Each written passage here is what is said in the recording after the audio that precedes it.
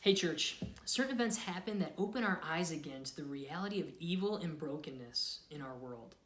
And on May 25th, the killing of George Floyd confronted us yet again with the evil of racial injustice and inequality that plagues our black neighbors. And as a church, we ask this question, well, what are we supposed to do as the church? How are we supposed to respond as people who follow Jesus? And in the Bible, what I see God doing is he sees people in their pain, he hears their cries, and then he enters in. And this is exactly what Jesus did for us. He saw us in our moment of greatest need, and his love and compassion led him to come and to enter in and to take on our pain and suffering.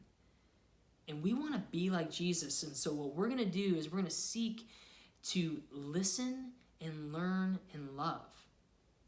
And a good question to ask is why? Why would we do that? And the reason is because black lives matter to Jesus.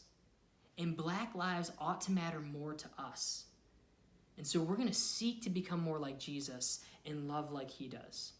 And this is going to be the temptation for many of us. The temptation is going to be to care about this issue as long as it's in our social media or newsfeed.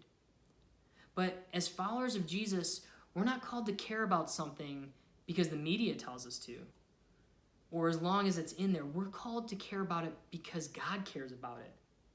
We're following his heart, and his heart is for justice. His heart is for every single one who is made in his image. And so we're going to engage as a church by listening, learning, and loving. And this Sunday, we're going to do something a little different. Instead of hearing from one of us at H2O, from one of the H2O pastors, we're actually going to listen to a teaching by Tony Evans.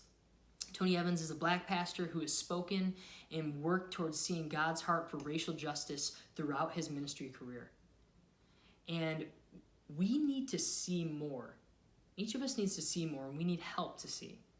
We need to grow more, and we need help to grow. And so we're going to seek to do that together for our black brothers and sisters and for God's glory.